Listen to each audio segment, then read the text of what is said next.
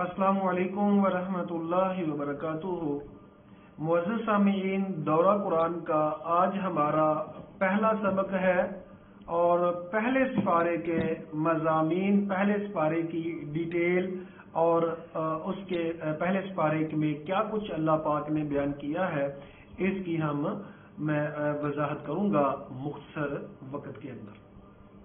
नहमदुहु व नुसल्ली अला रसूलिहिल करीम, अम्मा बादु फ़अऊज़ु बिल्लाहि समीइल अलीम मिनश शैतानिर रजीम मिन हमज़िही व नफ़ख़िही व नफ़्सिही, बिस्मिल्लाहिर रहमानिर रहीम।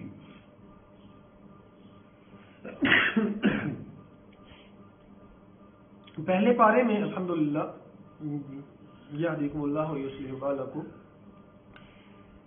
पहले पारे में सबसे पहले सूरतुल फातिहा है। सूरतुल फातिहा के कई नाम हैं। अल फातिहा इसलिए कहते हैं, जब कुरान मजीद खोलते हैं तो सबसे पहले जो सूरा है वो सूरतुल फातिहा है, इसलिए इसको सूरतुल फातिहा भी कहते हैं। इस सूरा को सूरतुल शिफा भी कहते हैं, क्योंकि इस सूरा में शिफा है। नबी करीम सल्लल्लाहु अलैहि वसल्लम के सहाबा कराम ने दम किया कुछ अरब के सरदारों को, जिसको सांप ने काट लिया था, तो वो इस दम की वजह से बिल्कुल ठीक हो गया। तो इस वजह से इस सूरा को सूरत शिफा भी कहते हैं। नबी करीम सल्लल्लाहु अलैहि वसल्लम ने पूछा कि भाई तुझे किसने बताया कि ये रुकिया है? तो बेहतरीन रुकिया दम जो है वो सूरतुल फातिहा है। याद रखिएगा, दो किस्म की बीमारियां होती हैं, एक जिस्मानी और एक रूहानी। इलाज भी दो किस्म के होते हैं, जिस्मानी और रूहानी। तो रूहानी इलाज में सबसे अहम जिस सूरा का किरदार है ये सूरतुल फातिहा है। नबी करीम सल्लल्लाहु अलैहि वसल्लम ने सूरतुल फातिहा के बारे में इरशाद फरमाया कि सूरतुल फातिहा अल्लाह ताला ने मुझे गिफ्ट की सूरत में अता फरमाई है। मुझे ऐसा गिफ्ट अता फरमाया है कि मुझसे पहले किसी को ये गिफ्ट अता नहीं फरमाया था, और मेरे बाद भी किसी को ये गिफ्ट नहीं अता किया जाएगा। और दो गिफ्ट मुझे दिए गए हैं, जो फरिश्ता लेके आया है वो आज से पहले नहीं आया था और आज से के बाद भी नहीं आएगा। आसमान के जिस दरवाजे से आया है वो दरवाजा आज से पहले नहीं खुला और ना बाद में खुलेगा। वो जो दो गिफ्ट अल्लाह ने अता किए हैं मुझको, वो दो गिफ्ट के कौन से हैं? एक सूरतुल फातिहा है और एक सूरतुल बकरा की आखिरी दो आयतें हैं। नबी करीम सल्लल्लाहु अलैहि वसल्लम ने फरमाया कि जब इस सूरतुल फातिहा पढ़ने वाला सूरा फातिहा पढ़ता है तो जब बंदा कहता है अल्हम्दुलिल्लाहि रब्बिल आलमीन, तो अल्लाह ताला फरमाते हैं हामिदानी अब्दी, मेरे बंदे ने मेरी तारीफ बयान की है। जब बंदा कहता है अर्रहमानिर रहीम, के अल्लाह ताला रहमान और रहीम है, तो अल्लाह ताला बयान करते हैं कि मज्जदनी अब्दी, मेरे बंदे ने मेरी सना बयान की है, मेरी बुजुर्गी बयान की है। मालिक यौमिद्दीन जब कहा जाता है तो अल्लाह ताला फरमाते हैं कि अल्लाह ताला बंदे ने अपने मामले को फवज़ अब्दी अमरा, मेरे जिम्मे कर दिया है। उसे पता है कि एक दिन आने वाला है जिस दिन हिसाब किताब होगा। इय्याका नअबुदु व इय्याका नस्तईन कहते हैं, जब इंसान कहता है तो अल्लाह ताला फरमाते हैं कि ये मामला मेरे और मेरे बंदे के दरमियान है, और जो बंदा मेरा मुझसे मांगेगा मैं उसको अता फरमा दूंगा। तो ये सूरतुल फातिहा बेहतरीन दम भी है, बेहतरीन ये दुआ भी है, सबसे बेहतरीन। और इसकी अहमियत आप इससे अंदाजा करें कि हर रकत में पढ़ना जरूरी है। नबी करीम सल्लल्लाहु अलैहि वसल्लम ने फरमाया कि जो शख्स सूरा फातिहा नहीं पढ़ता उसकी नमाज ही नहीं होती। तो इतनी ज्यादा इसकी अहमियत है कि हर रकत में इसका पढ़ना जरूरी करार दिया गया कि सूरतुल फातिहा पढ़ना जरूरी है। अब इसके थोड़े से हम मफाहिम के ऊपर गौर करते हैं कि अल्लाह ताला फरमाते हैं अल्हम्दुलिल्लाहि रब्बिल आलमीन, तमाम तारीफें अल्लाह के लिए हैं जो रहमान और रहीम है, मालिक यौमिद्दीन, क़यामत के दिन का मालिक है। अजीज सामीईन, आज भी अल्लाह मालिक है, लेकिन आज अल्लाह ताला ने हमें हमारे जिस्म के हवाले किया हुआ है। हमें हमारा जिस्म जो है हम उसके ऊपर मर्जी कर सकते हैं, अपनी जमीन के ऊपर मर्जी कर सकते हैं, हाथ पांव के ऊपर मर्जी कर सकते हैं, लेकिन क़यामत वाले दिन किसी किस्म की कोई मर्जी हमारी नहीं चलेगी। नबी करीम सल्लल्लाहु अलैहि वसल्लम ने फरमाया ला यतहर्रकु कदम इब्नु आदम, किसी इंसान के कदम हरकत नहीं कर सकेंगे यहां तक कि उसे 5 चीजों का सवाल ना कर लिया जाए। अन उमरिही फीमा अबलाहु, उम्र कहाँ गुजारी थी। वन शबाबीही फीमा अबला, جوانی کو کہاں پرانا کیا تھا، ومن مالی، مال کے بارے میں سوال ہوگا کہاں سے کمایا تھا اور مال کہاں خرچ کیا تھا اور اپنے علم کے مطابق عمل کتنا کیا تھا، اس وقت تک انسان کوئی بھی حرکت نہیں کر سکے گا جب تک کہ ان 5 سوالوں کا جواب نہ دے لے۔ آج مجھے میرے رب نے میرے جسم کا مالک بنایا ہے، میں چاہے زبان سے اللہ اللہ کرتا رہوں یا فحاشی میوزک بولتا رہوں، اللہ نے مجھے اختیار دیا ہے۔ ہر وقت انسان کے ساتھ فرشتے ہوتے ہیں، لیکن کبھی کسی فرشتے نے پکڑ کے نہیں کہا کہ تو گناہ کیوں کر رہا ہے۔ کیوں؟ اس لیے کہ اللہ تعالیٰ کا نظام یہ ہے کہ اللہ نے ہر انسان کو آزادی دی ہے، وَهَدَيْنَاهُ النَّجْدَيْنِ، ہم نے انسان کو دونوں راستے دکھلا دیے ہیں، گناہ کا بھی اور نیکی کا بھی۔ اگر انسان نیکی کے راستے پہ چلنا چاہے تو وہ نیکی کے راستے پہ چل سکتا ہے، لیکن اگر گناہ کے راستے پہ چلنا چاہے تو وہ اس کا ذمہ دار ہے، وہ گناہ کے راستے پہ چلے۔ تو اللہ تعالیٰ فرماتے ہیں کہ مالک یوم الدین، قیامت کے دن کا رب مالک ہے، ایاک نعبد و ایاک نستعین، اے اللہ ہم صرف تیری ہی عبادت کرتے ہیں اور تجھ ہی سے مدد مانگتے ہیں۔ اہدنا الصراط المستقیم، اللہ ہمیں صراط مستقیم عطا فرما، صراط الذین انعمت، آپ لوگ جو سننے والے ہیں ساتھ ساتھ آمین آپ لوگوں نے کہنا ہے، اور اس ویڈیو کو زیادہ سے زیادہ شیئر بھی کرتے جائیں تاکہ رمضان کے مہینے میں زیادہ سے زیادہ لوگ اس سے فائدہ اٹھا سکیں، قرآن کے نور سے منور ہو سکیں۔ اللہ تعالیٰ سے دعا ہے اللہ تعالیٰ مجھے آپ سب کو ہمیں صراط مستقیم عطا فرمائے۔ اللہ فرماتے ہیں اہدنا الصراط المستقیم، اور اللہ کا وعدہ ہے کہ میرا بندہ جو مجھ سے مانگے گا میں اس کو عطا فرما دوں گا۔ ہم نے کہا اہدنا الصراط المستقیم، اے اللہ ہمیں صراط مستقیم عطا فرما دینا۔ اللہ کا وعدہ ہے کہ میرے بندے جو مجھ سے مانگتے ہیں میں ان کو عطا کر دوں گا۔ صراط الذین انعمت علیہم، اے اللہ ان لوگوں کا راستہ، اب کتنی پیاری دعا ہے، انبیاء کے راستے پہ چلنے کی بات کی جا رہی ہے، شہداء کے راستے پہ چلنے کی بات کی جا رہی ہے، اولیاء کرام کے راستے پہ چلنے کی بات کی جا رہی ہے کہ اللہ ہمیں ایسے لوگوں کے راستے پہ چلانا جن کے اوپر تو نے بڑے انعامات کیے ہیں، اور اے اللہ جن پر تیرا غضب ہوا ہے ایسے لوگوں کے راستے پہ نہ چلانا، اور اے اللہ جو لوگ گمراہ ہو گئے ایسے لوگوں کے راستے پہ نہ چلانا۔ معزز سامعین، میں ساتھ ساتھ آپ لوگوں کو یہ بتاتا چلا جاؤں کہ رمضان المبارک کے کتنے مقاصد ہیں، گنتے جائیے گا۔ سب سے پہلا مقصد رمضان المبارک کا یہ ہے کہ ہمارے دلوں میں اللہ کا ڈر آ جائے، تقوی آ جائے۔ کوئی چاہے ٹیچر ہے، اسٹوڈنٹ ہے، ملازم ہے، مالک ہے، جو بھی ہے، رات ہو دن ہو صبح ہو شام ہو، ہر وقت رب کا ڈر دل میں پیدا کرنا، یہ ٹریننگ ہے رمضان کہ ہمارے دل میں رب کا ڈر پیدا ہو جائے۔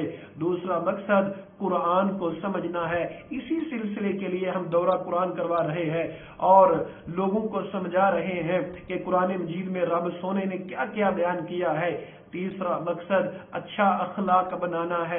نبی کریم صلی اللہ علیہ وسلم نے فرمایا من لم يدع قول الزور والعمل به فليس لله حاجة ان يدع طعامه وشرابه، اگر کوئی انسان جھوٹ بولنا نہیں چھوڑتا، جھوٹ کے ساتھ عمل نہیں چھوڑتا، فحاشی عریانی کو نہیں چھوڑتا، اللہ کو اس کے روزوں کی کوئی ضرورت نہیں ہے۔ ان يدع طعامه وشرابه، کہ وہ کھانا پینا چھوڑ دے، جب اپنی زبان کو پاک نہ کرے، جب اپنے اخلاق کو بہتر نہ کرے تو اس کا کوئی فائدہ نہیں۔ تو سمجھ آئی رمضان کا تیسرا مقصد ہمیں اپنے اخلاق کو اچھا کرنا ہے، اپنے اخلاق کو بہتر کرنا ہے۔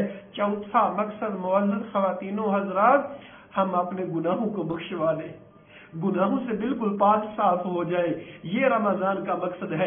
نبی کریم صلی اللہ علیہ وسلم نے فرمایا جس نے رمضان کے روزے رکھے اس کے پچھلے سارے گناہ معاف ہو جاتے ہیں، اور دوسری حدیث میں فرمایا کہ جس نے قیام اللیل کیا رمضان مبارک میں اس کے پچھلے سارے گناہ معاف ہو جاتے ہیں۔ تو روزے رکھیں گے، تراویح پڑھیں گے گھروں میں بیٹھ کے، افضل یہی ہے کہ گھروں میں بیٹھ کے پڑھیں چونکہ آج کے حالات ایسے ہیں، تو اس کے پچھلے سارے گناہ معاف ہو جاتے ہیں وضو کرنے سے، نماز پڑھنے سے۔ تو چوتھا مقصد گناہوں کی بخشش ہے۔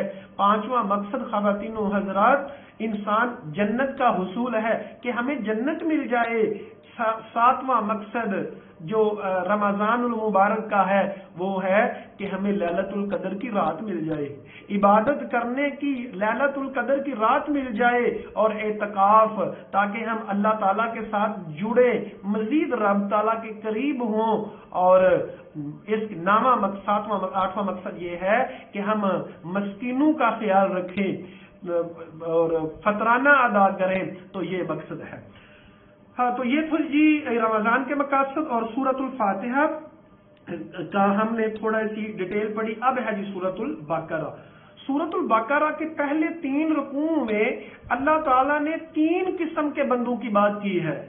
اللہ تعالیٰ کے جو بڑے خاص نیک لوگ اور نیک بندے ہیں ان کی بات کی گئی، اور اسی طرح جو منافق لوگ ہیں اور کافر لوگ ہیں ان کو سمجھنا معزز سامعین بڑا ضروری ہے، کیونکہ اچھی چیزوں کا بھی پتہ ہونا چاہیے، بری چیزوں کا بھی پتہ ہونا چاہیے، منافقت کا بھی پتہ ہونا چاہیے، کفر کا بھی پتہ ہونا چاہیے، اور ہمیں ایمان کا بھی پتہ ہونا چاہیے کہ صرف زبان سے ہی زبانی کلامی ہم مسلمان ہیں کہ حقیقی مسلمان ہیں۔ تو سب سے پہلے یہ ارشاد فرمایا لوگو ذالک الکتاب لا ریب فیہ، یہ ایسی کتاب ہے اس میں کوئی شک کی گنجائش ہی نہیں ہے، ھدی للمتقین، یہ ہدایت ہے پرہیزگاروں کے لیے۔ اللہ ہم سب کو پرہیزگار بنا۔ دیکھیں رمضان کا مقصد پرہیزگاری، تقوی کا حصول۔ قرآن ہدایت کن کو دے گا؟ جن کے دلوں میں اللہ کا ڈر ہے۔ سیذکر من یخشی، نصیحت کون حاصل کرے گا؟ جس کے دل میں رب کا ڈر ہوگا۔ ویتجنبها الاشقی، اور بدبخت جو ہے اس نصیحت سے دور بھاگے گا۔ قرآن کے قریب کون آئے گا؟ جس کے دل میں رب کا ڈر ہے، جس کے دل میں رب کی محبت ہے۔ دیکھیں سننا رب کی باتیں تو وہی چاہتا ہے جس کو رب سے پیار ہو، جس کو جس سے پیار ہوتا ہے وہ اسی کی باتیں سننا چاہتا ہے۔ تو جس کو رب سے پیار ہے وہ رب کی باتیں سننا پسند کرتا ہے۔ تو رمضان کا مقصد تقوی اور متقین ہے۔ کس کو ریلیٹ کریں اگر ہم قرآن کے ساتھ، کہ قرآن رمضان کا ہمیں کہتا ہے تقوی سیکھو، اور رمضان میں قرآن پڑھو، پھر ہمیں قرآن یہ کہتا ہے کہ متقی بنو گے تو تب تمہیں ہدایت ملے گی، اگر متقی نہیں بنو گے تو ہدایت نہیں ملے گی۔ اب اللہ تعالیٰ نے متقین کی نشانیاں بیان کی کہ متقین کون لوگ ہوتے ہیں۔ سب سے پہلی نشانی الذین یؤمنون بالغیب، جو غیب پہ ایمان لاتے ہیں۔ غیب کیا ہے؟ اللہ تعالیٰ ہمارے لیے غیب ہے، ہم نے نہیں دیکھا۔ قیامت ہمارے لیے غیب ہے، جنت اور جہنم ہمارے لیے غیب ہے۔ ہمیں یقین ہو کہ جنت اور جہنم حق ہے، قسم رب کعبہ کی۔ اگر ہمیں یقین اس طرح ہو جس طرح یقین کا حق ہے تو اعمال میں سستیاں نہ ہوں۔ میں آپ لوگوں کو چھوٹی سی مثال دیتا ہوں۔ اگر لکھ کے یہ لگا دیا جائے قیمتی چیز باہر روڈ پہ رکھ دی جائے اور لکھ کے یہ لگا دیا جائے خبردار کیمرے کی خفیہ آنکھ آپ کو دیکھ رہی ہے، بہت زیادہ لوگ احتیاط کریں گے اور نئی چیز اٹھائیں گے۔ لیکن اگر یہ لکھ دیا جائے کہ خبردار اللہ آپ کو دیکھ رہا ہے، تو ذرا آپ خود سے پوچھیں تو کتنے لوگ ایسے ہوں، کیا وہ چیز بچ جائے گی؟ نہیں بچے گی۔ کیوں؟ رب کے اوپر یقین نہیں ہے۔ معزز سامعین، مسلمان کو انگلش میں کہتے ہیں بلیور۔ بلیو کا معنی یقین۔ اگر رب پہ مسلمان وہ ہے جس کا رب پہ یقین ہے، غیب پہ یقین ہے، جنت پہ یقین، جہنم پہ یقین، اللہ پہ یقین، فرشتوں پہ یقین، تو قیامت پہ یقین، اور جس کو پکا یقین ہوتا ہے وہ ظلم نہیں کر سکتا، وہ زیادتی نہیں کر سکتا۔ تو سب سے اہم بات ان دیکھا، ان سین، جو چیز ہم نے نہیں دیکھی، قرآن ہمیں بتاتا ہے، نبی کا فرمان ہمیں بتاتا ہے، اس کے اوپر پکا یقین کرنا، یہ ہے مسلمان اور متقی کی پہلی شرط۔ جو یقین کی راہ پہ چل پڑے انہیں منزلوں نے پناہ دی، جو وسوسوں کا شکار ہوئے وہ قدم قدم پہ بہک گئے۔ اگر ہمارا یقین کامل ہوگا تب بات بنے گی، اگر یقین کامل نہیں ہوگا تو کچھ بھی فائدہ نہیں۔ بھائی رمضان کا، روزوں کا ہمیں کوئی فائدہ نہیں ہوگا، تراویح کا، صلات کا ہمیں کوئی فائدہ نہیں ہوگا۔ سب سے اہم بات یقین اپنے رب کے اوپر پختہ ہو۔ اور دوسری وَيُقِيمُونَ الصَّلَاةَ، وہ نماز کو قائم کرتے ہیں، وَمِمَّا رَزَقْنَاهُمْ يُنْفِقُونَ، اور وہ خرچ کرتے ہیں۔ رمضان کا مقصد ایک یہ بھی ہے کہ ہم اللہ کی راہ میں زیادہ سے زیادہ خرچ کریں۔ اللہ تعالیٰ دوبارہ فرماتے ہیں یہ متقی لوگوں کی صفات ہیں، وَبِالْآخِرَةِ هُمْ يُوقِنُونَ، اور آخرت کے ساتھ وہ یقین رکھتے ہیں۔ ایسے لوگوں کی کامیابی میں کوئی شک نہیں ہے. ہمیں متقی بننا ہے, یہی رمضان کا مقصد ہے. اللہ تعالیٰ ہم سب کو متقین کی صف میں شامل فرما لے. اولئک علی ھدی من ربہم, یہی لوگ اپنے رب کی طرف سے ہدایت پر ہیں. واولئک ھم المفلحون, اور یہی لوگ کامیاب ہونے والے ہیں. اللہ کریم سے دعا ہے, اے اللہ ہم سب کو, سننے والوں کو, اس میسج کو پھیلانے والوں کو, اے اللہ ہم سب کو, تمام مسلمانوں کو فلاح والا بنا دے, کامیابی والا بنا دے, اور اے اللہ ہمیں متقین کی صف میں شامل فرما دے. اب دوسری معزز سامعین, اللہ تعالیٰ نے بیان کیا انسان کے بارے میں جو کافر ہیں. کافر جو اللہ کو نہیں مانتا, اللہ فرماتے ہیں ان کو ڈرائیں یا نہ ڈرائیں ان کو کوئی فائدہ نہیں ہونے والا. اللہ تعالیٰ نے ان کے دلوں پہ مہر لگا دی ہے, ان کی آنکھوں کے اوپر پردہ ہے, اور آنکھوں کے اوپر پردہ ہے, دلوں کے اوپر اور کانوں کے اوپر مہر لگا دی ہے, ان کے لیے دردناک عذاب ہے. اچھا یہاں اس بات سمجھیے گا, کافر کی دو قسمیں ہوتی ہیں. ایک کافر ہوتا ہے اعتقادی عقیدے کا کافر, جس کا عقیدہ ہی کافروں والا ہے, نہیں مانتا, وہ پکا کافر ہے. ایک کافر ہوتا ہے عمل کا, عملی کافر, یعنی کام اس کے کافروں والے ہیں. آپ لوگوں نے سن رکھی ہوگی نبی کریم صلی اللہ علیہ وسلم کی حدیث, بڑی مشہور حدیث ہے. آپ صلی اللہ علیہ وسلم نے فرمایا من ترک الصلاۃ متعمدا فقد کفر, جس نے جان بوجھ کے ایک نماز چھوڑ دی اس نے کفر کیا. اب کتنے مسلمان نماز چھوڑتے ہیں, تو ہے تو یہ مسلمان لیکن کام اس کے کافروں والے ہیں. اسی طرح نبی کریم صلی اللہ علیہ وسلم کو پوچھا گیا کیا مومن جھوٹ بول سکتا ہے, کہا نہیں, مومن جھوٹا نہیں ہو سکتا. تو معزز سامعین ہمیں یہ سمجھنا ہے کہ کافر کی دو قسمیں, عملی اور عمل, یعنی ایسا کافر جس کے عمل کافروں والے ہوتے ہیں, اور ایسا کافر جو عقیدے کا کافر ہوتا ہے. اگلی آیات میں, اگلے پورے رکوع میں اللہ تعالیٰ نے منافقین کی بات کی. منافق کی بھی دو قسمیں ہیں, اسی طرح جو کافر کی تھی. عقیدے کا کافر, منافق جس کے دل میں, منافق کیا ہوتا ہے, زبان سے کلمہ پڑھ لیا لیکن اندر سے اسلام سے نفرت کرتا ہے, اندر سے کلمہ نہیں پڑھا, تو اس کو منافق کہتے ہیں. تو منافق بھی ایک وہ ہوتا ہے جو عقیدے کا منافق ہے, پکا منافق ہے, اور دوسرا منافق جو ہے وہ عمل کا منافق ہے. اندر سے چاہے سچا مسلمان ہے, پکا مسلمان ہے, مسلمانوں سے وہ نفرت نہیں کرتا, لیکن عمل اس کے منافقوں والے ہیں. اپنی طرف سے کچھ نہیں کہوں گا, حضور کریم صلی اللہ علیہ وسلم کی حدیث سناؤں گا. آپ صلی اللہ علیہ وسلم نے فرمایا آیت المنافق ثلاث, ایک حدیث میں فرمایا 3 ہے, ایک حدیث میں فرمایا 4 ہے. چاروں میں گنوا دیتا ہوں کہ منافق کی 4 نشانی ہے. فرمایا جس کے اندر یہ چاروں ہوں گی وہ پکا منافق ہے, اور جس کے اندر ان چاروں میں سے کوئی ایک ہوگی اس کے اندر منافقت کی ایک خصلت ہوگی. تو 4 کون سی ہیں؟ اذا حدث کاذبا, جب بات کرتا ہے جھوٹ بولتا ہے. تو کتنے مسلمان بات کرتے ہوئے جھوٹ بولتے ہیں. دوسری نشانی وَإِذَا اؤْتُمِنَ خَانَ, جب امانت دی جائے کتنے لوگ امانت میں خیانت کرتے ہیں. تیسری نشانی وَإِذَا خَلَفَ, جب وعدہ کرے تو وعدے کی مخالفت کرے, کتنے لوگ وعدے کو پورا نہیں کرتے. چوتھی نشانی وَإِذَا خَاصَمَ فَجَرَ, جب لڑائی جھگڑا, دیکھیں پنجابی واسطے کا جو تو اگر پانڈے کٹھے پہ ہوتے پانڈے کھڑک دے رہندے رہے. ابھی دیکھیں جب انسان 2 4 5 کٹھے ہیں تو ظاہری بات ہے الجھن ہو جاتی ہے, تھوڑی لڑائی جھگڑا, تھوڑا اختلاف ہو جاتا ہے. اب منافق کیا کرتا ہے, جب لڑائی جھگڑا ہو جائے تو یہ گالیاں دینے لگ جاتا ہے. فرمایا جس میں 4 نشانیاں وہ پکا منافق ہے. منافقت کی نشانی موجود ہے. کہنے کا, سنانے کا معزز سامعین مقصد یہ ہے کہ ہمارے اندر نہ کفر کی کوئی علامت ہونی چاہیے, نہ منافقت کی کوئی علامت ہونی چاہیے. المبارک کا مقصد ہے, یہی قرآن کا پیغام ہے, یہی قرآن کا میسج ہے کہ ہمارے دل میں جو ہے ایمان ہی ایمان ہو, نور ہو قرآن کا, نہ منافقت ہو اور نہ کفر ہو. اللہ تعالی ہمیں منافقت سے اور کفر سے بچا لے. آیت نمبر 21 میں اللہ تعالیٰ فرماتے ہیں یا ایھا الناس اعبدوا ربکم الذی خلقکم, اے لوگو عبادت کرو اپنے رب کی. یہاں عبادت کی لاجک بیان کی جا رہی ہے کہ رب کی عبادت کرنی کیوں ہے. پہلی وجہ کہ اللہ تعالیٰ نے پیدا تمہیں کیا ہے.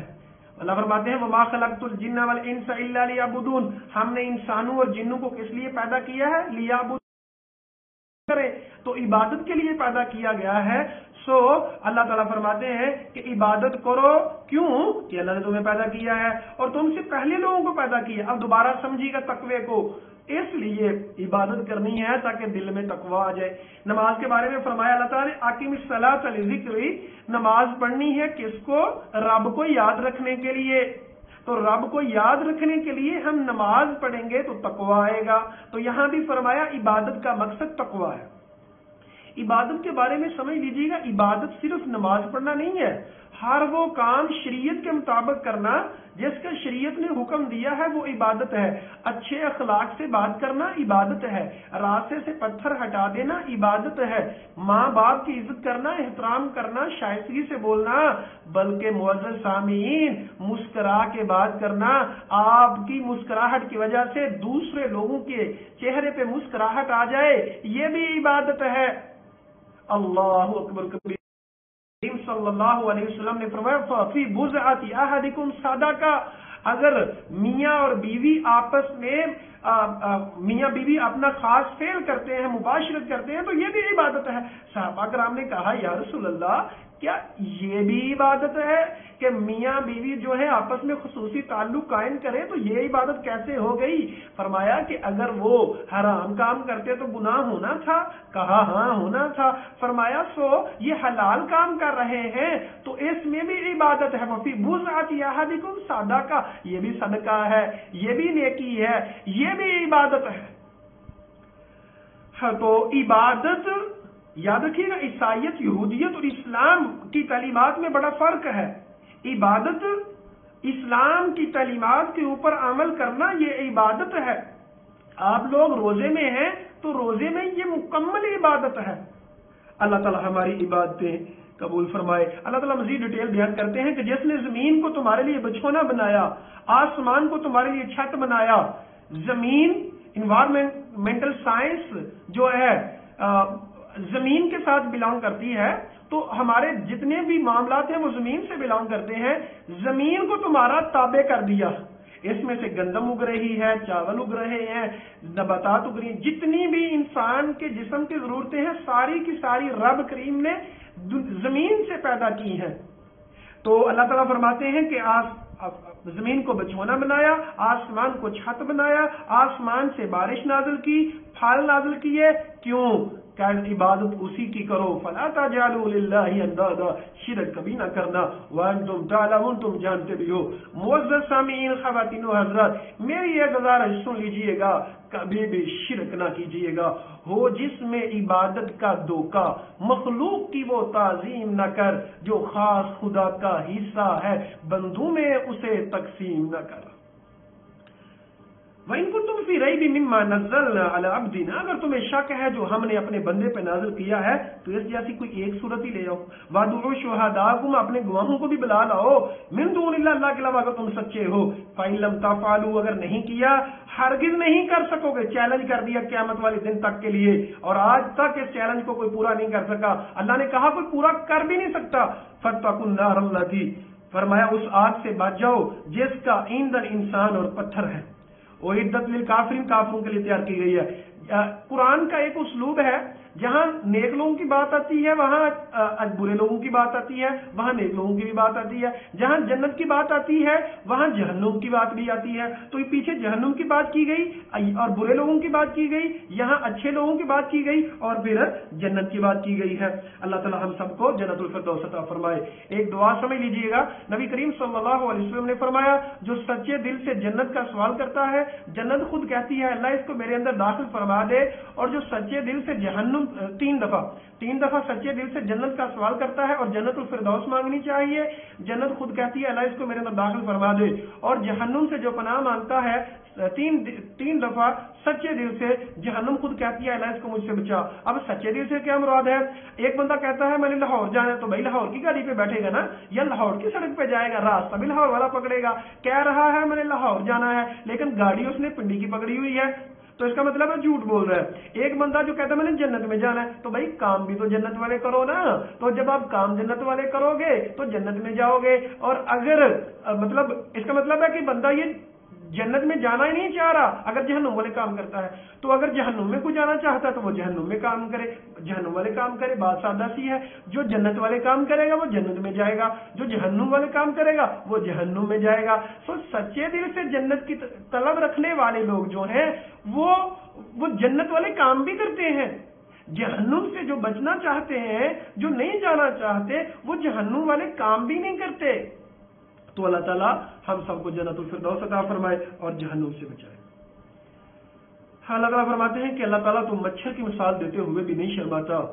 दुनिया की निगाह में मच्छर एक छोटा सा जानदार है, लेकिन अल्लाह इसके अंदर कितनी बड़ी साइंस है। मैं छोटी सी बात करता हूँ कि मच्छर जब इंसान के जिस्म के ऊपर बैठता है तो एक केमिकल फेंकता है, क्योंकि इंसान का खून तो गहरा होता है तो वो चूस नहीं सकता।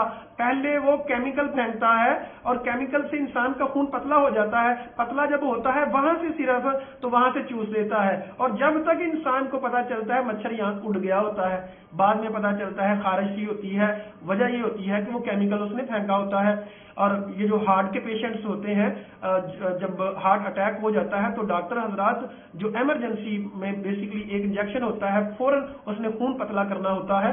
तो वो केमिकल आज इसने साइंस ने इजाद किया है, तो इतना महंगा इंजेक्शन है। तो अल्लाह ताला ने मच्छर को पहले का वो अता किया हुआ है। तो मच्छर के बारे में अल्लाह ताला फरमाते हैं कि मैं मच्छर की मिसाल भी देते हुए अल्लाह ताला नहीं शर्माता। अब कई लोग ऐसे के साथ काफर हो जाते हैं जो इतराज करते हैं कि भी क्या मुराद लिया अल्लाह ने। मोमिन क्या कहते हैं, हम सब के साथ मानने वाले हैं वो। और अल्लाह ताला फरमाते हैं वो मा युज़िल्लु बिही लल फासिकीन, जबरदस्ती गुमराह नहीं करता किसी को। जो फासिक लोग होते हैं उन्हीं को गुमराह किया जाता है। अल्लाह ताला सवाल करते हैं 28 नंबर आयत में, लोगों कैफ़ तकफुरून बिल्लाह, तुम अल्लाह के साथ कुफर कार कैसे लेते हो, तुम्हारी जुर्रत कैसे पड़ती है कि तुम मुर्दा थे, अल्लाह ने तुम्हें जिंदा किया, सुम्मा युमीतुकुम, फिर तुम्हें मारेगा, फिर जिंदा करेगा, फिर उसकी तरफ लौट कर जाओगे। अगर तुम्हारा यकीन रब के ऊपर है तो फिर तुम कुफर कार कैसे लेते हो, तुम ये काम कैसे कर लेते हो, अल्लाह ताला से दूर कैसे चले जाते हो। रब के बगैर तो इंसान एक सेकंड नहीं जी सकता। हमारा मददगार तो सिर्फ रब है, करीम है, हमारा तो गुजारा रब के बगैर नहीं हो सकता, तो तुम कुफर कैसे कर लेते हो। तो यहाँ पूछा जा रहा है, मुख्तलिफ अंदाज है अल्लाह ताला के बयान करने के। आयत नंबर 30 में 30 से लेके तीसरा को जो है ये मुकम्मल अल्लाह ताला ने इंसान की पैदाइश का जिक्र किया कि अल्लाह ताला ने फरिश्तों से कहा कि मैं इंसान को बनाने वाला हूं। तो फरिश्तों ने कहा अल्लाह जी क्यों बनाना है, ये तो जमीन में फसाद करेगा। डिटेल में हम नहीं जा रहे, सिर्फ मुख्तसर में आप लोगों को समझा दूं एक बात। अल्लाह का वास्ता हम अपने मकाम और मर्तबे को समझे। इंसान फरिश्तों से बेहतर है इंसान बनना, मगर इसमें लगती है मेहनत ज्यादा। कैसे इंसान फरिश्तों से बेहतर होता है और कैसे इंसान जानवरों से बदतर होता है, इसको समझने के लिए सूरत तीन को समझे। कसम उठाई रब करीम ने, वत्तीन वज़ैतून वतूर सीनीन वहाज़ल बलदिल अमीन, तीन कसमें खाई, कहा लक़द खलक़नल इंसान फी अहसनि तक़वीम, हमने इंसान को अहसनुल तक़वीम अशरफुल मखलूकात बनाया। मैं अक्सर एक सवाल करता हूं लोगों से कि अशरफुल मखलूकात इंसान है तो सबसे घटिया मखलूक फिर कौन सी है। कुरान कहता है सुम्मा रददनाहु अस्फला साफिलीन, फिर हमने इसको घटिया तरीन मखलूक से भी घटिया कर दिया। सबसे घटिया भी इंसान है। कब? अगर इंसान आप कुरान और हदीस के तहत रहता है, अपनी ख्वाहिश को कंट्रोल में रखता है, तो फरिश्तों से अफजल है, क्योंकि फरिश्तों ने सजदा किया हुआ है इंसान को। और अगर अपने ख्वाहिश का गुलाम बन जाता है, ख्वाहिश का बंदा बन जाता है, कुरान मजीद में अल्लाह ताला ने 3 से ज्यादा जगह पर जिक्र किया कि अपनी ख्वाहिश का बंदा ना बनना। आपने लोगों ने सुना होगा कि लोग कहते हैं जी मैं तो मर्जी का बंदा हूं, मैं तो मर्जी की बंदी हूं। तो भाई तुम मर्जी की बंदी हो, मर्जी के बंदे हो, रब के बंदे नहीं हो, अपनी ख्वाहिश के बंदे हो। तो जो अपनी ख्वाहिश का बंदा है तो वो घटिया तरीन मखलूक से भी घटिया है। कुरान मजीद में अल्लाह ताला ने एक जगह पे कहा कल हिमार, वो गधों की तरह है। एक जगह पे फरमाया कल कल्ब, वो कुत्ते की तरह इंसान है जो अपने इल्म पे अमल नहीं करता। तो मुअज़्ज़ज़ सामिईन, ہمیں صرف اپنے مرتبے کو پہچاننا ہے کہ اللہ نے ہمیں مرتبہ فرشتوں سے افضل دیا، اور لیکن ہمیں اختیار دے دیا کہ چاہے تو فرشتوں سے افضل رہے اور چاہے تو اپنے مقام و مرتبے کو نہ پہچانے۔ دیکھیں آپ لوگوں کو پتا ہے کہ کئی لوگوں کو آپ لوگ عزت دیتے ہیں، لیکن ایک وقت آتا ہے وہ عزت کو گوا بیٹھتے ہیں، قدر نہیں کرتے۔ اپنی عزت بنانے کے لیے وقت لگتا ہے، لیکن اس کو سنبھالنے کے لیے اس سے بھی زیادہ وقت لگتا ہے۔ عزت کو سنبھالنا مشکل ہوتا ہے، تو انسان کو جو رب کریم نے عزت عطا فرمائی، فرشتوں کا سے سجدہ کروایا اور ابلیس نے سجدہ نہ کیا، اللہ نے اسے کہا فاخرج منها مذءوما مدحورا، اور ابلیس دشمن بن گیا۔ دوسرا ہمیں پوائنٹ یہاں سمجھنا ہے، ہمارے باپ آدم علیہ السلام سے غلطی ہوئی اور شیطان سے بھی غلطی ہوئی۔ شیطان کی غلطی اللہ نے معاف نہیں کی اور آدم علیہ السلام کی غلطی معاف کر دی۔ کیا لاجک ہے اس کے پیچھے؟ کیا بات ہے اس کے پیچھے؟ تو معزز سامعین، نبی کریم صلی اللہ علیہ وسلم نے فرمایا، ابو داؤد ترمذی کی حدیث ہے، کل بنی آدم خطاء وخیر خطائین التوابون، فرمایا اے انسانوں تم سارے کے سارے گنہگار ہو، ابن آدم جو بھی انسان ہے وہ گنہگار ہے، لیکن سب سے بہتر وہ ہے جو توبہ کر لیتا ہے۔ آدم علیہ السلام سے غلطی ہوئی، گر گئے اور التجا کی، اللہ معافی چاہتا ہوں، اور شیطان سے بھی غلطی ہوئی، شیطان نے لاجک بیان کی، دلیل دی کہ میں نے صحیح کیا ہے، یاد رکھیے گا، اس وجہ سے شیطان کی غلطی معاف نہ ہوئی، آدم علیہ السلام کی غلطی معاف ہوئی۔ ایک پشیمانی کا، ندامت کا ایک آنسو پوری زندگی کے گناہ بخشوا سکتا ہے، اور لاجک دینا، عقل کی ہزار دلیلیں بھی انسان کا ایک گناہ نہیں بخشوا سکتے۔ آج بھی چاہیے زبر نہیں زیر ہو جا، کیونکہ آگے پیش ہونا ہے۔ ہم نے اپنی زندگی کو کچھ اس طرح سے آسان کر لیا، کسی سے معافی مانگ لی، کسی کو معاف کر دیا۔ نبی کریم صلی اللہ علیہ وسلم نے فرمایا لوگوں کثرت سے استغفار کیا کرو، اور فرمایا کہ میں خود 100 سے زیادہ دفعہ استغفار کرتا ہوں۔ اللہ اکبر کبیرہ۔ تو ہمیں آدم علیہ السلام کی سنت سے یہ ملتا ہے، کثرت سے استغفار کریں۔ جب استغفار کریں گے تو کیا ہوگا؟ یہ رمضان المبارک استغفار کا مہینہ ہے۔ استغفروا ربکم انہ کان غفارا، لوگوں اپنے رب سے معافی مانگو گے، اللہ گناہوں کو معاف کر دے گا۔ یرسل السماء علیکم مدرارا، اللہ بارش نازل کر عطا کرے گا۔ یرسل السماء علیکم مدرارا، اور اللہ تعالیٰ بارش نازل کرے گا۔ اور سورۃ الفرقان کا آخر کو جو بھی سچے دل سے توبہ کر لیتا ہے، اولئک، یہی لوگ ہیں، یبدل اللہ سیئاتہم حسنات، اللہ تعالیٰ ان کے گناہوں کو بھی نیکیاں بنا دیتا ہے۔ اللہ اکبر کبیرہ۔ تو معزز سامعین، یہ استغفار کا مہینہ ہے، یہ معافی کا مہینہ ہے، عاجزی کا مہینہ ہے، اپنے آپ کو سنوارنے اور نکھارنے کا مہینہ ہے۔ سو اپنے آپ کو نکھاریے، سو اپنے آپ کو سنواریے، سو اپنے آپ کو گناہوں سے پاک کیجئے، اللہ کی رضا حاصل کیجئے، لوگوں کے ساتھ اچھا برتاؤ کیجئے، قرآن سے تعلق اپنا جوڑیے، آج بھی انکسار اختیار کیجئے۔ یہی رمضان کا مقصد ہے، یہی قرآن کا مقصد ہے۔ آیت نمبر 40 میں اللہ تعالیٰ نے بنی اسرائیل کا ذکر کیا۔ اے بنی اسرائیل یعقوب علیہ السلام کا لقب ہے، تو اسرائیل جب کہا جاتا ہے قرآن مجید میں تو زیادہ تر اس سے مراد یہودی ہوتے ہیں۔ یہودیوں کے اوپر اللہ تعالیٰ نے بڑے کرم کیے، بڑے فضل کیے۔ اللہ تعالیٰ فرماتے ہیں بنی اسرائیل میری نعمتوں کو یاد کرو جو میں نے تم پہ کی تھی، میرا وعدہ پورا کرو، میں تمہارا وعدہ پورا کروں گا، مجھ سے ڈرو۔ ہم سب نے اللہ سے وعدہ کیا ہوا ہے کیا کہ ہم اے اللہ تجھے رب مانیں گے، مدد صرف تجھ ہی سے مانگیں گے اور کسی سے نہیں ڈریں گے۔ تو آج ہم نے یہ دیکھنا ہے کیا ہم وہ وعدہ پورا کر رہے ہیں۔ عالم ارواح میں نبی کریم صلی اللہ علیہ وسلم نے فرمایا، اللہ نے ساری روحوں کو اکٹھا کیا اور پوچھا الست بربکم، کیا میں تمہارا رب نہیں ہوں؟ سب نے کہا رب ہے۔ اور جب ہم لوگ کلمہ پڑھتے ہیں اس وعدے کو، اس عہد کو دوبارہ ریوائز کیا جاتا ہے، دوبارہ اس کو بتایا جاتا ہے کہ اللہ ہم تیرا وعدہ ہم پورا کریں گے اور ہم تجھے رب مانتے ہیں۔ تو کیا ہم نے یہ دیکھنا ہے کہ ہم یہ پورا کر رہے ہیں۔ 45 نمبر آیت میں اللہ تعالیٰ نے بہت بڑا اصول بیان کیا، لوگوں اگر زندگی میں کامیابی چاہتے ہو، زندہ رہنا چاہتے ہو تو 2 کام لازمی کرنے ہوں گے۔ کیا؟ وَاسْتَعِینُوا بِالصَّبْرِ وَالصَّلَاةِ، صبر کے ساتھ اور نماز کے ساتھ اللہ کی مدد طلب کرو. انہا لکبیرۃ الا علی الخاشعین. یہ بہت بڑی بات ہے مگر ڈرنے والوں پہ. صبر کو سمجھ لیجئے گا. نماز کو تو آپ لوگوں کو سمجھ ہے کہ نماز قائم کرنا 5 وقت کی. صبر کیا ہوتا ہے اس کو اچھی طرح سے سمجھ لیجئے گا. صبر کا معنی ہوتا ہے رکنا اور قائم رہنا. رکنا بیسیکلی ایک صبر کی 3 قسمیں ہیں. ایک صبر یہ ہے کہ ہم جو نیکیاں کر رہے ہیں ان کے اوپر ڈٹے رہنا، رکے رہنا، یہ صبر ہے. دوسرا صبر کی قسم ہوتی ہے کہ گناہ سے رکنا، گناہ کرنے کو دل چاہ رہا ہے، گناہ نہ کرنا، صبر کرنا. مثلا ابھی دیکھیں پیاس اگر کسی کو لگ جاتی ہے روزے کی حالت میں، وہ پانی نہیں پیتا، کیوں؟ گناہ ہے تو وہ رک جاتا ہے.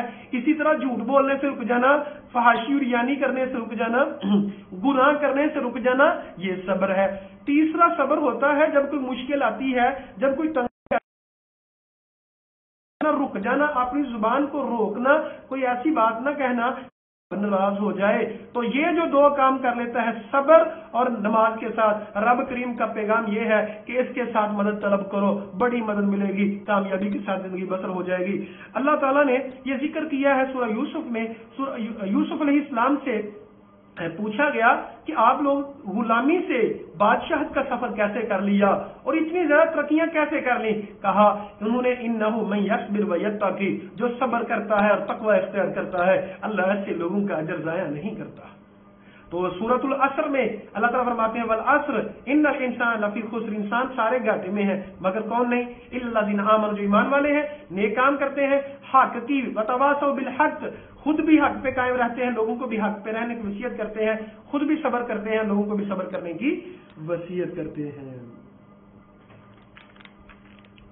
اگلا رکوع جی، اس میں بھی بنی اسرائیل کی بات ہے اور کہا جا رہا ہے کہ میں نے تمہیں تمام جہانوں پہ فضیلت دی ہے، سو میری نعمتوں کی قدر کرو، اور جو میں نے تمہارے اوپر نعمتیں کی ہیں ان کی قدر کیا ہے؟ اللہ تعالیٰ کی بندگی کرنا، اللہ تعالیٰ کا شکر ادا کرنا.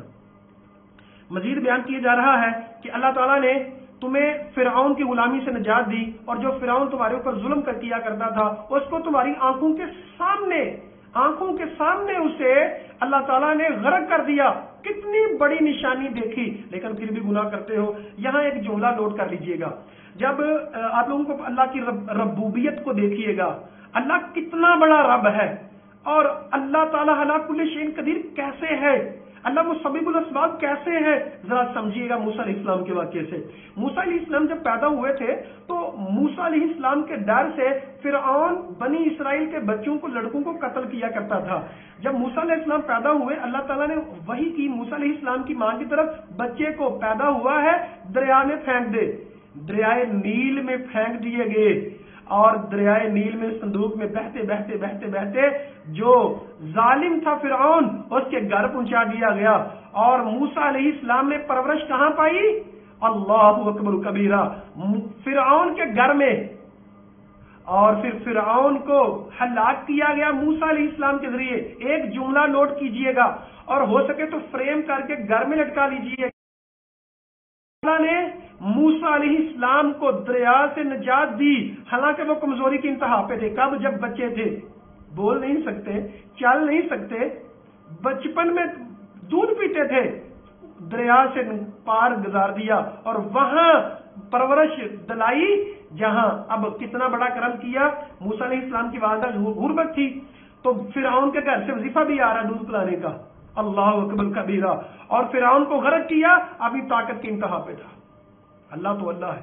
جس رب نے موسیٰ علیہ السلام کو بچایا، جس رب نے فرعون کو غرق کیا، کیا آپ کا یقین ہے کہ آج بھی رب وہ ہے؟ اور اگر آج بھی رب وہ ہے تو کیوں ہم غربت سے ڈرتے ہیں؟ کیوں ہم فقیری سے ڈرتے ہیں؟ کیوں ہم کورونا سے ڈر کے پتہ نہیں کیا کچھ اپنا حال کر لیا ہوا ہے ہم نے؟ صرف رب کا ڈر رکھیں، احتیاط پوری کریں، لیکن صرف رب کا، رب کے اوپر توکل، تقوی. وَمَن يَتَوَكَّلْ عَلَى اللَّهِ فَهُوَ حَسْبُهُ. اللہ کا وعدہ سورۃ الطلاق میں، جو توکل کرتا ہے اللہ اسے کافی ہوتا ہے. لیکن توکل کا مطلب احتیاطی تدابیر پوری کرے، پھر اللہ کے اوپر توکل کرے. اچھا جی، شرک جب شرک کیا موسیٰ علیہ السلام کی قوم نے، شرک کو میں نے عرض کی ہے پہلے، شرک نہ کیجئے گا. شرک کی سزا دنیا میں کیا ہے؟ کہا فَقْتُلُوا أَنفُسَكُمْ، اپنے آپ کو قتل کرو. اتنا بڑا کرو ذالکم خیر لکم، یہ تمہارے لیے بہتر ہے اگر تم عقل، ذالکم خیر لکم عند بارئکم، یہ تمہارے رب کے یہاں بہتر ہے۔ پھر انہوں نے قتل کیا، پھر توبہ قبول ہوئی۔ توبہ قبول ہونا کوئی آسان بات ہے؟ بڑی مشکل بات ہے۔ اللہ تعالیٰ نے من سلوہ عطا فرمایا، سلوہ عطا کیا۔ اگلے رکوع میں اللہ تعالیٰ فرماتے ہیں کہ ہم نے موسیٰ علیہ السلام کو جب میدان تیہ میں تھے 12 چشمے نازل کیے، سایہ عطا کیا، سب کچھ عطا کیا، لیکن لوگوں نے کہا اللہ ہمیں یہ کھانا نہیں چاہیے۔ اللہ نے کہا ٹھیک ہے شہر میں جاؤ، جو تم کہتے ہو وہی ملے گا، لیکن ان لوگوں نے پھر وہ کیا، نہ شکری کی، رب کی بات نہیں مانی اور اللہ کی بندگی نہیں کی، اور پھر انہوں نے ہفتے والے دن کی قدر نہیں کی، عزت نہیں کی، اللہ تعالیٰ نے ان کو بندر اور خنزیر بنا دیا۔ میرا آپ لوگوں سے سوال یہ ہے، اللہ تعالیٰ نے ہم پہ کتنی نعمتیں کی ہیں، کتنا رب کا کرم ہے، آپ لوگوں کا کیا خیال ہے؟ اگر ہم لوگ بھی اللہ تعالیٰ کی نعمتوں کا شکریہ ادا نہیں کریں گے تو کیا ہمارے اوپر غضب نہیں آئے گا؟ یقین کیجیے نبی کریم صلی اللہ علیہ وسلم کی دعا کی وجہ سے ساری امت کو ہلاک نہیں کیا جائے گا، لیکن آج امت جو ہے وہ شکست کا دوچار کیوں ہے؟ کیونکہ قرآن کو چھوڑ دیا ہے، اللہ تعالیٰ کے فرامین کو چھوڑ دیا ہے۔ وہ معزز سے زمانے میں مسلمان ہو کر ہم خار ہوئے تار کے قرآن ہو کر، تو اللہ تعالیٰ نے ان کو بندر اور خنزیر بنا دیا۔ اللہ تعالیٰ ہمیں دنیا اور آخرت کے سارے عذابوں سے بچائے، آمین ثم آمین۔ 62 نمبر آیت میں اللہ تعالیٰ فرماتے ہیں کہ بے شک جو یہودی ہیں، جو عیسائی ہیں، جو بھی جس مرضی مذہب لے آئے گا اللہ تعالیٰ ان کو اجر عطا فرمائے گا، جو بھی ہے۔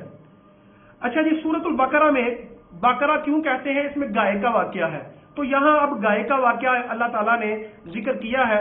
اس کی تفسیر جو ہے کچھ یوں ہے کہ ایک بھتیجے نے چچا کو قتل کر دیا، اب بھتیجا وہی جو تھا سب سے زیادہ شور کرنے لگ گیا کہ میرے چچے کا قاتل ڈھونڈا جائے۔ موسیٰ علیہ السلام کے پاس لوگ آئے کہ قاتل ڈھونڈے، موسیٰ علیہ السلام نے کہا گائے کو ذبح کرو، انہوں نے کہا مذاق کرتے ہیں۔ بہرحال مختصر بات یہ، جب گائے کو ذبح کیا گیا، گوشت کا ٹکڑا لاش کو لگایا گیا تو وہ لاش کھڑی ہوئی اور اس نے بول کے کہا مجھے فلاں نے قتل کیا ہے۔ اللہ تعالیٰ فرماتے ہیں جیسے تمہاری آنکھوں کے سامنے اس میت کو دوبارہ زندہ کیا گیا، تمہیں بھی دوبارہ زندہ کیا جائے گا۔ وقت کے ساتھ ساتھ لوگوں کے یقین اور اعتقادات کمزور ہوتے رہتے ہیں، اور آج بھی لوگ کہتے ہیں جی اے جان میٹھا اگلا کنے ڈٹھا۔ تو قرآن سے ہمیں سمجھایا جا رہا ہے کہ جس رب نے پیدا کیا ہے وہ ایک دفعہ پیدا کیا ہے، دوبارہ پیدا کرنے کے اوپر بھی قادر ہے، اور اصل زندگی تو آخرت کی زندگی ہے۔ میں آپ لوگوں سے عرض کر دوں، یہ کورونا سے ڈرنے کی ضرورت نہیں ہے، یہ پریشان ہونے کی ضرورت نہیں ہے، یہ زندگی اصل زندگی نہیں ہے، یہ تو امتحانی سینٹر ہے۔ اب دنیا سے جن المؤمنین و جنت الکافر، دنیا مومن کے لیے قید خانہ ہے اور کافر کے لیے جنت ہے۔ اگلا رکوع جو 72 نمبر آیت میں اللہ تعالیٰ نے اسی کو فرمایا۔ اللہ تعالیٰ نے آیت نمبر 74 میں دلوں کی بات کی کہ دل کیسے کام کرتے ہیں۔ دلوں کے بارے میں پہلے نبی کا فرمان سن لیجئے، فرمایا لوگو الا فی الجسد مضغۃ اذا صلح صلح الجسد کلہ، اے لوگو جسم میں گوشت کا ٹکڑا ہوتا ہے، اگر ہو جاتا ہے، اگر وہ خراب ہو جائے تو سارا جسم خراب ہو جاتا ہے۔ الا وحی القلب، خبردار وہ دل ہے۔ نبی کریم صلی اللہ علیہ وسلم نے فرمایا جب کوئی انسان گناہ کرتا ہے اس کے دل پہ کالا نقطہ لگ جاتا ہے، جب انسان گناہ کرتا رہتا ہے اس کے دل والا نقطہ بڑھتا رہتا ہے، ایک وقت آتا ہے دل سارے کا سارا کالا ہو جاتا ہے کہ میں نے نیکیاں کرنی تھی، زندگی کا مقصد کیا ہے، میرے ماں باپ کا ادب کیا ہے۔ نبی صلی اللہ علیہ وسلم نے فرمایا، جو اللہ تعالیٰ فرماتے ہیں نا بل دل کے بارے میں کہ کلا بل رانا علی قلوبہم ما کانوا یکسبون، کہ دلوں کے اوپر زنگ لگ چکا، یہی مراد ہے کہ دل جب کالا ہو جاتا ہے۔ اللہ تعالیٰ فرماتے ہیں کہ اللہ تعالیٰ نے ہے تمہیں دکھا دیا، فرعون کو غرق کر کے تمہیں دکھا دیا، موسیٰ کو بچا کے تمہیں دکھا دیا، من سلوہ عطا کر کے تمہیں دکھا دیا، پہاڑوں کے اوپر، پہاڑوں کو تمہارے اوپر اللہ نے بٹھایا، پھر ان لوگوں کے جو 70 لوگ گئے تھے ان کو دوبارہ زندہ کیا، اتنی زیادہ نعمتیں عطا فرمائی، اتنی زیادہ نشانیاں عطا فرمائی، لیکن پھر بھی تمہارے دل سخت کے سخت ہیں۔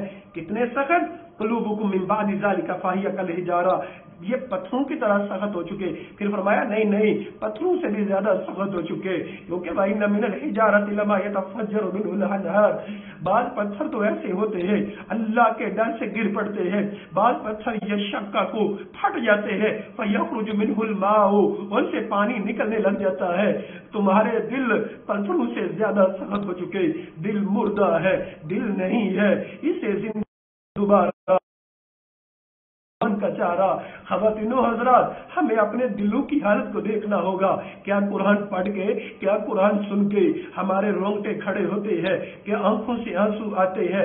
اگر تو آنکھوں سے آنسو آتے ہیں تو قسم رب کعبہ کی دل ابھی زندہ ہے. لیکن اگر آنکھوں سے آنسو نہیں آتے, اگر ہماری آوازیں کپ کپاتی نہیں ہے, اگر ہمارے جسم جو ہے وہ کپ کپاتے نہیں ہے, اگر رب سے ڈر نہیں لگتا, تو قسم رب کعبہ کی دل پتھر ہو چکے ہیں. دلوں کو ہمیں زندہ کرنا ہوگا. رب کے خوف سے, قرآن کے ذکر سے, قرآن کی تلاوت سنے, خود تلاوت کرے, ریدم سے تلاوت کرے, قرآن کے معنی مفاہیم کے اوپر غور کرے, قرآن کے اوپر تدبر کرے.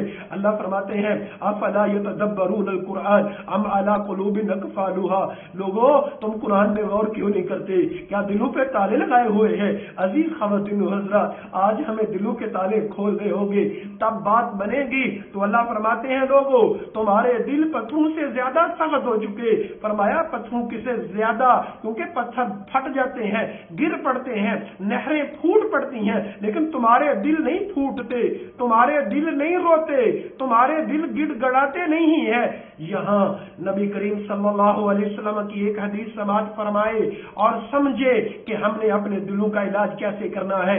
نبی کریم صلی اللہ علیہ وسلم نے فرمایا دل جو ہے اللہ تعالیٰ کی دو انگلیوں کے درمیان ہے, اللہ دلوں کو پھیرتا رہتا ہے. کثرت سے یہ دعا کیا کرو, یا مصرف القلوب صرف قلوبنا علی طاعتک, اے دلوں کو پھیرنے والے ہمارے دل کو اپنی اطاعت کی طرف پھیر دے. یہ دعا یاد کر لے, سجدے میں جا کے دعائیں کریں, یہ بڑا ضروری ہے. دل جو ہے اس کے اندر ایک حصہ ہے دل کے ضمیر. جب انسان کا دل زندہ ہوتا ہے تو ضمیر بھی زندہ ہوتا ہے, لیکن جب دل کالا ہو جاتا ہے ضمیر بھی مر جاتا ہے. جیسے شاعر کہتا ہے ضمیر جاگ تو جاتا ہے اگر زندہ ہو, کبھی گناہ کرنے سے پہلے کبھی گناہ کرنے کے بعد. ضروری ہے جب دل کالا ہو جاتا ہے تو ضمیر بھی مر جاتا ہے, ضمیر بھی زندہ نہیں رہتا. تو دلوں کی روشنی قرآن ہے.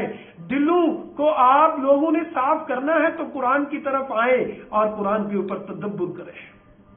اللہ تعالیٰ ہم سب کے دلوں کو قرآن کے نور سے منور فرما دے. اللہ تعالیٰ ہم سب کے دلوں کو قرآن کی طرف پھیر دے, اپنی اطاعت کی طرف پھیر دے. اور نبی کریم صلی اللہ علیہ وسلم نے جیسے فرمایا سورۃ الکہف کی اگر تلاوت کی جاتا ہے تو ایک جمعے سے لے کر دوسرے جمعے تک اس کے دل پہ نور رکھ دیا جاتا ہے. اس نور سے یہی مراد ہے. اگلے رکوع میں اللہ تعالیٰ فرماتے ہیں, اچھا جی اس سے پہلے ایک بات, یہودی کہتے ہیں کہ ہم جنت میں جائیں گے, عیسائی کہتے ہیں ہم جنت میں جائیں گے. تو اللہ تعالیٰ فرماتے ہیں, اور پھر انہوں نے کہا کہ اگر ہم جہنم میں چلے بھی گئے, آیت نمبر 80 میں, تو ہم جہنم میں چند دن رہیں گے. اللہ تعالیٰ فرماتے ہیں کہ اس کی دلیل, پھر اللہ تعالیٰ نے تبصرہ فرمایا. آج کے مسالک بھی یہی کہتے ہیں, ہر مسلک کہتا ہے میں حق پہ, ہم جنتی ہیں. ہر ایک مسلک کی خام خیالی ہے. جنت میں کون جائے گا؟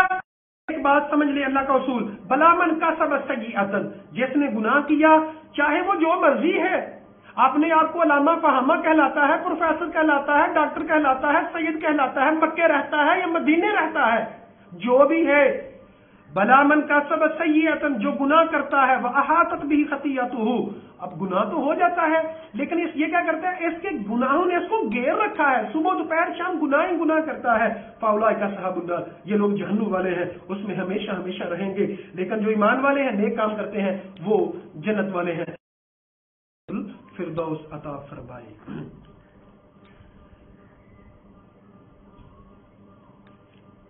اچھا جی, موسیٰ علیہ السلام کی مزید بات کی. اللہ تعالیٰ نے فرمایا کہ جب یہ بنی اسرائیل کیا کرتے تھے کہ جب ایسے رسولوں کو مانتے جن کا ان کا دل چاہتا تھا مان لیتے تھے, جب دل نہیں چاہتا تھا نہیں مانتے تھے. تو یاد رکھیے گا اللہ کی بندگی یہ نہیں ہے کہ دل چاہا تو بندگی کر لی, دل نہ چاہا تو بندگی نہیں کی. آپ مومن بندہ اپنی مرضی کر ہی نہیں سکتا. مسلمان بیسیکلی ایسے اونٹ کو کہتے ہیں جس کے ناک میں نکیل ڈالی ہوئی ہوتی ہے. وہ اپنی مرضی کر ہی نہیں سکتا, رب کی مرضی کے اوپر چلتا ہے. مسلمان اصل وہ ہے جو رب کی بندگی کے مطابق بندگی کرتا ہے اور رب کے مطابق چلتا ہے, وہی مسلمان. یاد رکھیے گا, عیسائی اور یہودی اور ہندو بھی رب کو مانتے ہیں, لیکن وہ رب کو ایسے نہیں مانتے. مسلم رب کو ویسے مانے نے کہا ہوا ہے کہ مجھے ویسے مانا جائے, تو ویسے مانیں گے تو پھر ہم مسلمانی ہیں, اگر ویسے نہیں مانیں گے تو مسلمانی نہیں ہے. زبان سے کہہ بھی دیا لا الہ الا اللہ تو کیا حاصل, دل و نگاہ مسلم نہیں تو کچھ بھی نہیں. حقیقت چھپ نہیں سکتی, بناوٹ کے اصولوں سے خوشبو آ نہیں سکتی, کبھی کاغذ کے پھولوں سے. اللہ اکبر. اچھا جی, اللہ تعالیٰ نے ہاروت اور ماروت کا ذکر کیا ہے. یہ ہاروت اور ماروت کا واقعہ مختصر کچھ یہ ہے کہ دو فرشتے تھے, اللہ تعالیٰ نے انسانوں کی آزمائش کے لیے ان کو دنیا میں بھیجا. جادو کی ٹائپ کا کچھ علم تھا. بنی اسرائیل کو آزمایا گیا کہ بنی اسرائیل کو اللہ تعالیٰ نے یہ آزمائش میں, اس وقت بابل شہر جو تھا وہاں جادو ٹونا بہت زیادہ تھا, تو جادو کے بارے میں پہلے یہ سمجھے جادو سیکھنا بھی کفر ہے, جادو کے ساتھ علاج کروانا بھی کفر ہے. اور میں آپ لوگوں سے, چونکہ میں اس علم جادو تو نہیں میں جانتا, قرآن کے ساتھ دین کے ساتھ جادو کا علاج وغیرہ کرتا ہوں, لوگوں کی ہیلپ کرتا ہوں, اور میں آپ لوگوں کو مختصر بتاتا چلا جاؤں. سورۃ البقرہ اس کا علاج ہے, سورۃ الفاتحہ اس کا علاج ہے, اور کل اس کا علاج ہے, یہی اس کا علاج ہے. تو اللہ تعالیٰ نے بتا دیا. لیکن جادو سیکھنا, جادو کے ذریعے علاج کروانا, یہ کفر ہے. جو بھی کرتا ہے, فرمایا جو بندہ کسی کاہن کے پاس, کسی جادوگر کے پاس آیا اور جادو کے وار کے پاس آیا تو اس کی 40 دن کی نماز قبول نہیں ہوتی, اور اس نے تصدیق کی جو کہہ رہا سچ ہے, فقد کفر ما انزل علی محمد, جو نبی صلی اللہ علیہ وسلم پر نازل کیا گیا اس نے کفر کیا. تو یہ کہتے تھے کہ یہ جادو ہے, یہ نہ سیکھیں, لیکن لوگ پھر بھی سیکھتے تھے. فیتعلمون, تو وہ سیکھتے تھے ان سے جیسے وہ میاں بیوی کے درمیان تفرقہ ڈال دیتے تھے, لڑائیاں کرواتے تھے, اور وہ نقصان نہیں پہنچا سکتے تھے مگر اللہ کے اذن کے ساتھ. یہاں بات سمجھیں, اگر ہم نے اذکار کیے ہوں گے, اگر ہم نے صورتیں پڑھی ہوں گی, تو اللہ کے فضل و کرم سے ہمارے اوپر جادو ٹونا اثر نہیں کرے گا. آیت نمبر 104 پہ آئیے گا. 104 پہ اللہ تعالیٰ نے بہت بڑا اصول ہمیں دیا, بہت بڑا اصول ہمیں عطا فرمایا کہ نبی کی عزت کتنی کرنی ہے, کیسے کرنی ہے. ایسا لفظ بھی نہیں بولنا جیسے نبی کی کریم, چاہے لفظ ٹھیک ہے لیکن نبی کریم, اس لفظ کو ٹیڑھا کیا جا سکتا ہے. نبی کریم صلی اللہ علیہ وسلم کی شان میں ایسے گستاخی ہو سکتی ہے, ایسا لفظ بھی نہیں بولنا. پس منظر صحابہ اس وقت نبیوں کے دور میں کلچر تھا رائنا کہنے کا, مطلب جب آپ مجلس میں موجود ہیں تو مخاطب کرنے کے لیے کہتے تھے رائنا, مطلب ہمارا خیال کریں, ہماری بات سنیں. اب یہودی کیا کرتے تھے, کہتے تھے رائنا, ان کے بعد یا لگا دیتے تھے, لفظ کو بگاڑ دیتے تھے, اس کا مطلب ہوتا تھا ہمارے چرواہے. تو اللہ نے کہا ایسا لفظ چھوڑ دو جس سے نبی کی شان میں گستاخی ہوتی ہے, لفظ بدل لو. کیا کہنا, انظرنا کہو, واسمعوا اور سنو, یعنی انظرنا کہو. یہاں ایک بات یہ سمجھے, سد الذرائع, اسلام کا جو اصول ہے سد الذرائع وہ نکلتا ہے ذریعے کو روک دینا. ایک ذریعہ بن رہا ہے گناہ کا, اس لفظ کو چھوڑ دینا. کہتے ہیں کہ جس گاؤں نہیں جانا اس کا راستہ نہیں پوچھنا چاہیے. نہ رہے گی بانس, نہ بجے گی بانسری. سد الذرائع, جو ذریعہ گناہ کا بن رہا ہے جو بھی ہے, تو اس ذریعے کو چھوڑنا یہ عین شریعت ہے. اور اس آیت سے نکلتا ہے اللہ تعالیٰ کو اپنے نبی سے کتنا پیار ہے, کتنی محبت ہے کہ اللہ تعالیٰ نے کہا کہ ایسا لفظ بھی چھوڑ دو جس کو ٹیڑھا کرنے سے نبی کی شان میں گستاخی ہوتی ہے. میں یہاں ایک بات عرض کر دوں, جو لوگ فرقہ واریت کی طرف دعوت دیتے ہیں اور فرقوں میں بٹے ہوئے ہیں, قسم رب کعبہ کی میرے دل کو بڑا دکھ ہوا, بڑی تکلیف کرام کے بارے میں, بڑے بڑے صلحاء اعظام کے بارے میں, علماء کرام کے بارے میں, صحابہ کرام کے بارے میں ان لوگوں کی زبانوں سے الفاظ سنے. اور صرف کیوں, اس لیے کہ ان کے فرقے کے نہیں ہیں, ان کا فرقہ ان کو برا کہتا ہے. تو فرقے کی مخالفت میں آ کے بڑے بڑے لوگوں کو میں نے دیکھا ہے, بڑے بڑے ائمہ کرام کے اوپر, اولیاء کرام کے اوپر اور صحابہ کرام کے اوپر بدخویاں کر دیتے ہیں, بات کر دیتے ہیں۔ اللہ کا واسطہ ہمیں اسلام نے یہ سکھایا ہے، ایسے لفظ چھوڑ دو جس سے بدتمیزی نکلتی ہے، ایسے لفظ چھوڑ دو جس میں عزت نہیں ہے۔ یاد رکھیے گا، با ادب با نصیب، بے ادب بے نصیب۔ منسوخ اور ناسخ آیات کے بارے میں بیان کیا گیا۔ یاد رکھیے گا، آیات ایسی ختم کر دیا جاتا ہے، آیت کا جب حکم ختم کر دیا جاتا ہے، جو نیا حکم آتا ہے اس کو ناسخ کہتے ہیں۔ تو اللہ تعالیٰ فرماتے ہیں اللہ علی کل شیء قدیر ہے، جون سی آیات کا مرضی چاہے حکم ختم کر دے اور جون سی آیات کا مرضی چاہے حکم ختم کر کے نئی آیات لے آئے۔ اللہ کل شیء قدیر اللہ ہے، اللہ سے کوئی پوچھ نہیں سکتا۔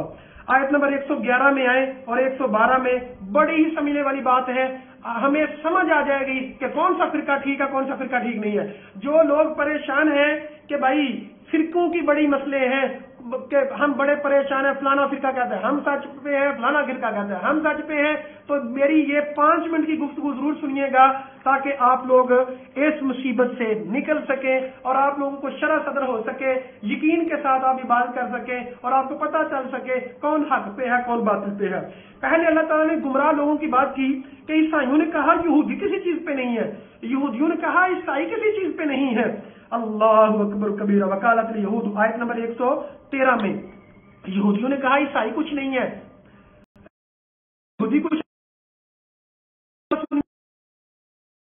کتاب، حالانکہ یہ کتاب کی تلاوت کرتے ہیں، اس میں سب کچھ لکھا ہوا ہے کہ عمل کے بارے میں تم سے پوچھا جائے گا۔ آج ہم قرآن پڑھتے ہیں لیکن پھر بھی میرا فرقہ ٹھیک دوسرا غلط۔ قرآن مجید میں اللہ نے 3 سے زیادہ جگہ پہ ذکر کیا، ذالک مبلغهم من العلم ان ربک هو عالم، بے شک تیرا رب جانتا ہے کون حق پہ ہے کون گمراہ ہے، رب کو پتا ہے، میں یہ فیصلہ نہیں کر سکتا عمل قبول ہونا ہے کہ نہیں، یہ رب کا کام ہے، ہمارا کام نہیں ہے، ہمارا کام صرف عمل کرنا۔ تو یہ گمراہ لوگوں کی بات ہوتی ہے کہ فلانا جو ہے وہ فلانا فرقہ گمراہ ہے یا دوسرا ہم حق پہ ہیں۔